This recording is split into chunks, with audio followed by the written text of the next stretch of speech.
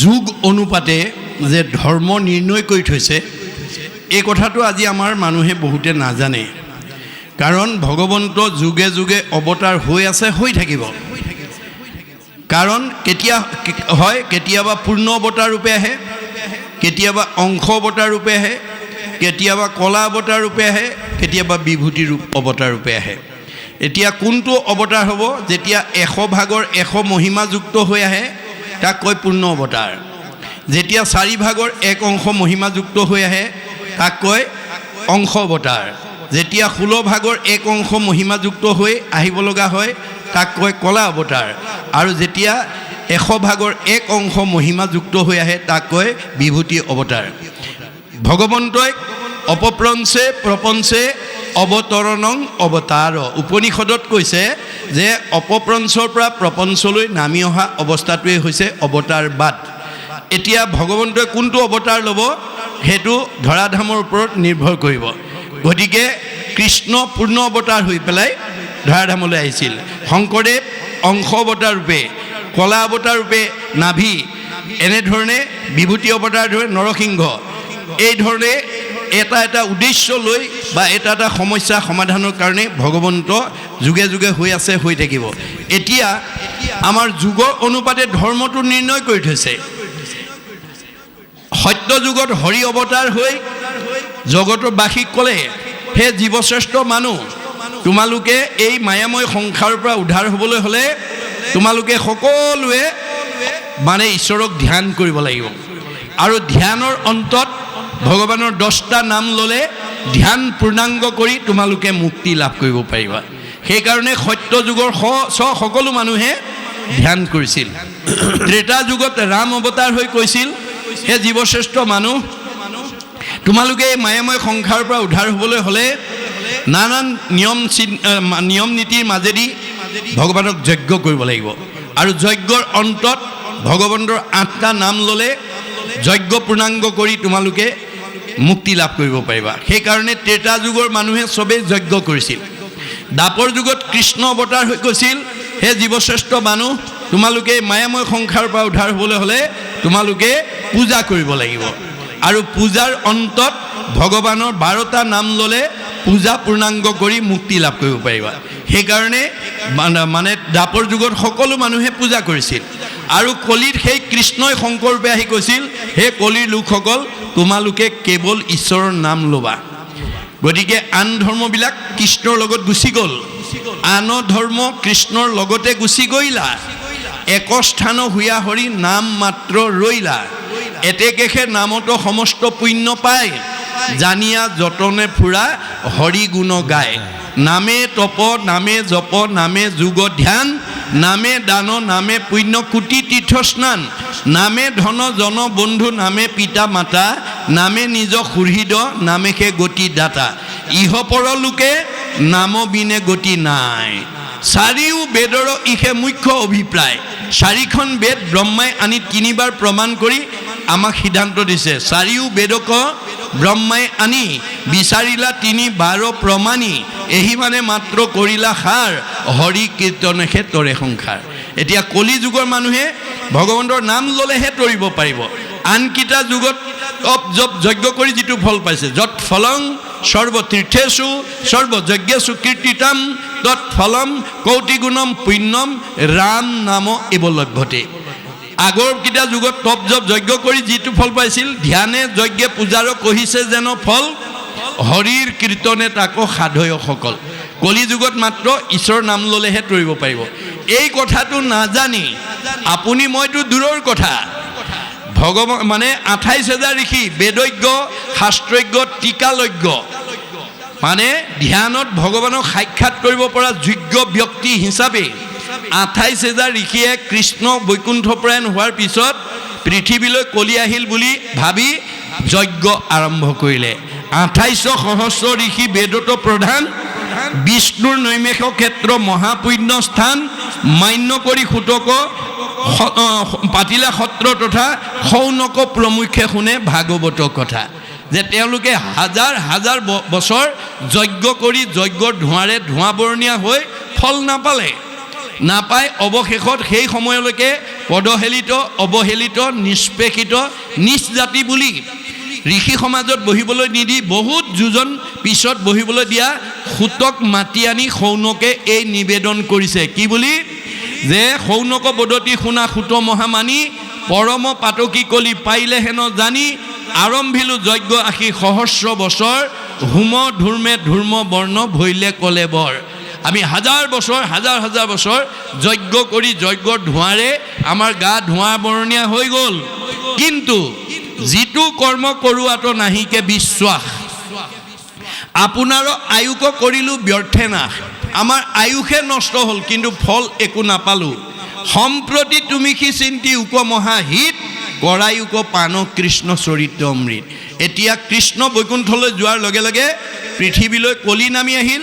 এই কলিকিত পাপৰ পৰা উদ্ধাৰ হ'বলৈ হ'লে ভগৱানৰ নাম বিনে আৰু গত্যন্তৰ নাই এয়া আপুনি মই কৰা কথা নহয় 28,000 বেদজ্ঞ শাস্ত্ৰজ্ঞ টিকালজ্ঞ ধ্যানত ভগৱানক সাক্ষাৎ কৰিব পৰা যোগ্য ব্যক্তিসকলেও কলিত যজ্ঞ কৰি বিফল হৈ গ'ল আপুনি মই সফল হ'ম নেকি বাৰু এই কথা মাত্ৰ উপলব্ধি কৰিব লাগিব কাকো আমাৰ নিন্দা কৰিবলৈ গুৰুজনে মানা কৰিছে পৰৰ ধৰ্মক নিহিংসিবা কদাচিত কৰিবা ভূত কদায়া সকলো নচিত হৈব শান্ত চিত্ত সৰ্বধৰ্মত বৎসল এই ভাগৱত ধৰ্ম জানা মহাবল ভাগৱতে কি কৈছে কাকো নিন্দা নকৰিবা কোনে কি কৰিছে তোমাৰ সেইটো লুক আউট নহয় তাৰ ফলাফলটো ভগৱানে দিব তুমি মাত্ৰ চকুৰ আগত দেখি যোৱা ভুলটো আঙুলিয়াই দিবা কিয় তোমাৰ আৰু মোৰ মাজত কোনো পাৰ্থক্য নাই আত্মাৰ দিশত আপোনাৰ আৰু মোৰ মাজত পাৰ্থক্য নাই দেহৰ দিশতহে আছে গতিকে দেহ বিনাশী ধৰ্ম এৰি অবিনাশী আত্মাৰ ধৰ্মৰ দ্বাৰা আমি নিজক ৰাখিব লাগিব আৰু বাচিব লাগিব গতিকে সঁচা কথাটো কৈ যাবা মানিলে তৰিব নামানিলে মৰিব কিন্তু তুমি ঈশ্বৰৰ প্ৰিয় হৈ থাকিবা কিন্তু মোৰ চকুৰ আগত কোনোবাই ভুল কৰিছে মোৰ কোনো বংশ পৰিয়াল নহয় মোৰ কোনো সমাজৰ মানুহ নহয় এই বুলি যদি আপুনি কোনোবাই ভুল কৰা দেখিও যদি নোকোৱাকৈ গুচি যায় তেতিয়াহ'লে তাৰ মানে অংশীদাৰ আপুনি হ'ব লাগিব আৰু আপোনাৰ সঞ্চিত পুণ্য নষ্ট হ'ব তাকো সম্ভাষণ যিজনে কৰে আজন্মৰ পুণ্য তেখনে হৰে আপোনাৰ সঞ্চিত পুণ্যও নষ্ট হ'ব গতিকে আপুনি সদায় সঁচা কথাটো কৈ যাব আপুনি মইতো দূৰৰ কথা অৰ্জুনেও প্ৰতিবাদ কৰিছে ভগৱানৰ ওচৰত প্ৰভু তুমি সব নামতে হৈ যায় বুলি কৈছা তপ জপ যাগ যজ্ঞ হোম ব্ৰত মিছা নেকি নাই সখী তাৰ সত্যতা আছে তাৰ সত্যতা সেই ঠাইতে থাকিব যি ঠাইত সূৰ্যৰ পোহৰ নাথাকে তাতহে আন্ধাৰ থাকিব সূৰ্যৰ পোহৰ থকা ঠাইত যেনেকৈ আন্ধাৰ থাকিব নোৱাৰাটো বিজ্ঞানসন্মত বাস্তৱ সত্য ঠিক তেনেকৈ মোৰ সূৰ্যস্বৰূপ নাম য'ত নাথাকে জৈত নাই মোৰ নাম সূৰ্যৰ উদয় তৈ তেখে প্ৰকাশে তপ জপ যজ্ঞ ছয় আজি আপোনাৰ নিতাইজান গাঁৱৰ ৰাইজে যদি ঈশ্বৰৰ নাম নলয় ভাগৱত নুশুনে কীৰ্তন নপঢ়ে তেতিয়াহ'লে আপোনালোকে তপ জপ যজ্ঞ কৰিবই লাগিব দুটাৰ ভিতৰত এটা কৰিব লাগিব ভগৱানৰ সৃষ্টি দুটা এটা আন্ধাৰ এটা পোহৰ এটা দিন এটা ৰাতি এটা ভক্তি এটা মায়া তপটো বটুম দুটাৰ ওপৰতে জীৱক লৈ তেওঁ আনন্দ কৰি আছে গতিকে ভগৱানে অৰ্জুনক কৈছে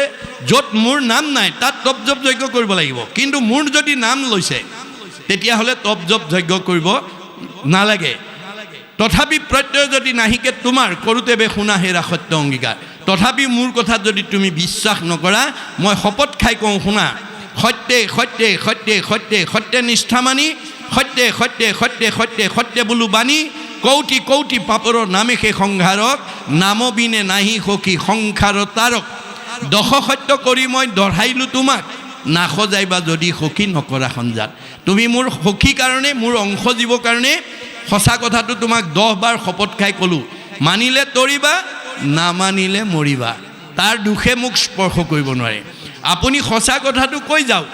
কাৰণ আত্মাৰ দৃষ্টিত আপোনাৰ মোৰ মাজত কোনো পাৰ্থক্য নাই মানিলে তৰিব নামানিলে মৰিব কিন্তু আপুনি সঁচা কথা কোৱাৰ কাৰণে ঈশ্বৰৰ প্ৰিয় হৈ থাকিব আপুনি ঈশ্বৰৰ প্ৰিয় হৈ থাকিব গতিকে আপুনি সঁচাটো যাতে ঢাকি ৰাখিব লগা নহয় তাৰ প্ৰতি আপুনি গুৰুত্ব দিব লাগিব সেইকাৰণে কৈছে মান্য কৰি সুতক পাতিলা সত্ৰ তথা শৌনক প্ৰমুখ্যে শুনে ভাগৱত কথা শৌনক বদতি শুনা সুত মহামানী পৰম পাতকী কলি পাইলে হেন জানি আৰম্ভিলো যজ্ঞ আশী সহস্ৰ বছৰ হোম ধূৰ্মে ধূৰ্ম বৰ্ণ ভৈলে কলে বৰ যিটো কৰ্ম কৰোৱাটো নাহিকে বিশ্বাস আমাৰ কোনো ইয়াৰ পৰা ফলাফল নাপালোঁ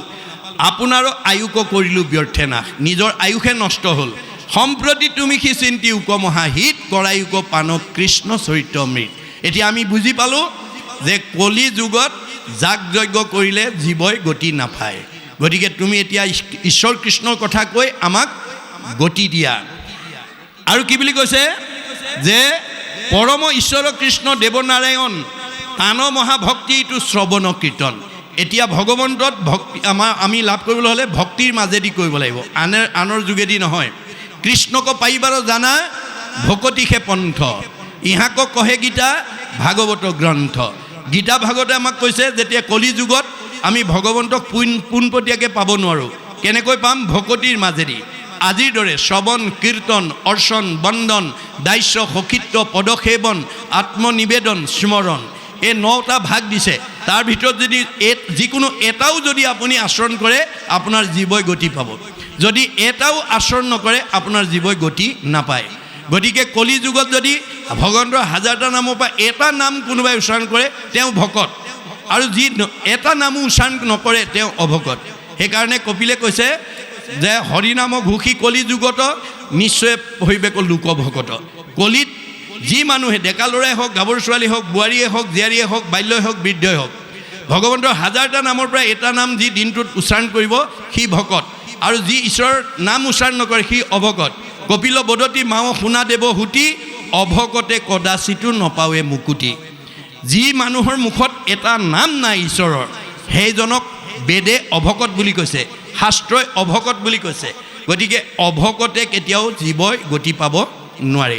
যাৰ মুখত ঈশ্বৰৰ নাম এটাও নাই সি দেখাতহে মানুহ, স্বভাৱত ৰাক্ষস বুলি কৈছে। কদাচিতো নলৱৈ মোহৰৰ নাম যশ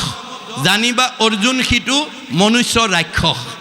গতিকে এই স্বভাৱৰ মানুহ, ঈশ্বৰৰ কথা মুখত নোকোৱা মানুহ, খাবলৈ জীয়াই থকা মানুহ বুলি কৈছে দাৰ্শনিক পণ্ডিতে, যে যিবিলাক মানুহৰ মুখত ঈশ্বৰৰ নাম নাই সেইবিলাক মানুহ খাবলৈ জীয়াই থকা মানুহ। কিন্তু আচলতে আমি জীয়াই থাকিবলৈ খাব লাগে, live to eat but not' eat to live. আমি জীয়াই থাকিবলৈ খাব লাগে, খাবলৈ জীয়াই থাকিব নালাগে। এতিয়া আমাৰ সমাজত খাবলৈ জীয়াই থকা মানুহৰ সংখ্যা বেছি, জুতিয়ে বুদ্ধিয়ে দিলেই ভাল নহ'লেই কাল। এই স্বভাৱৰ মানুহবিলাক দেখাত মানুহ কিন্তু স্বভাৱত ৰাক্ষস, আৰু তেওঁলোকে খাবলৈ জীয়াই থকা জীৱ। যাৰ কাৰণে লক্ষী স্বয়ম্বৰত লক্ষীয়ে তেনেকুৱা স্বভাৱৰ মানুহক স্বামী বৰণৰ পৰা নাকচ কৰিছে। কাক? মানে দৈত্যগুৰু শুক্ৰাচাৰ্যক। দৈত্যগুৰু শুক্ৰাচাৰ্যৰ ওচৰলৈ বাপেকৰ নিৰ্দেশনাত মানে সকলোকে গুণৰ ওপৰত ভিত্তি কৰি কাক স্বামী বৰণ কৰিলে তোমাৰ ভাল হ'ব তুমি নিজে বাছি লোৱা, এই বুলি তেওঁক যেতিয়া স্বাধীনতা দিলে তেতিয়া লক্ষীয়ে গৈ পেলাই দৈত্যগুৰু শুক্ৰাচাৰ্যৰ ওচৰলৈ গৈ কৈছে, জানো দৈত্যগুৰু শুক্ৰ হুন্ত মহাজ্ঞানী তথাপি নেৰন্ত সংগ লোভাবিস্ত্ৰ প্ৰাণী। দৈত্যগুৰু শুক্ৰাচাৰ্য এজন জ্ঞানী মানুহ বুলি মই জানো, পিছে এওঁ বৰ লোভিয়া। লোভিয়াতো পৰে সংসাৰত নাহি মন্দ জুতি খাইবে নপাইলে লগাইবে নিতে দণ্ড। এনেকুৱা লোভিয়া মানুহক যদি মই স্বামী বৰণ কৰোঁ ই মোক জুতিয়ে বুদ্ধিয়ে খুৱাব নোৱাৰিলে সদায় মোৰ লগত কাজিয়া কৰিব। এনেকুৱা লোভিয়া মানুহ কেতিয়াও স্বামীৰ উপযোগী নহয়। কাৰোবাৰ তেনেকুৱা স্বভাৱ আছে যদি এৰিব দেই। আৰু পৰশুৰামৰ ওচৰলৈ গৈ কি বুলি কৈছে? আচন্ত পৰশুৰাম হুন্ত ধৰ্মমতী একোৱে প্ৰাণিত টান নাহি মিত্ৰৱতী। যে পৰশুৰাম এজন ধাৰ্মিক মানুহ বুলি মই জানো, পিছে কাৰো প্ৰতি মৰম নাই। গতিকে ইহাংক বৰিলে মূৰৰ নৰৈব অৱস্থা নিৰ্দয় পুৰুষে নুবুজয় দুখ বেথা। মৰম নাইকিয়া স্বামীক যদি কোনোবাই স্বামী বৰণ কৰে ভাৰ্যাৰ দুখ কষ্টৰ কথা তেওঁ উপলব্ধি কৰিব নোৱাৰে। তেনেকুৱা স্বামী কেতিয়াও স্বামীৰ উপযোগী হ'ব নোৱাৰে। গতিকে ভাগৱতত কেনেকুৱা স্বামী আমি বাছি ল'ব লাগে, কেনেকুৱা ভাৰ্যা আমি ভৱিষ্যত জীৱনলৈ লগৰ সংগিনীক অৰ্ধাংগিনী কৰি আনিব লাগে, সব নিয়ম দিয়া আছে। গতিকে মই উঠি অহা প্ৰজন্মক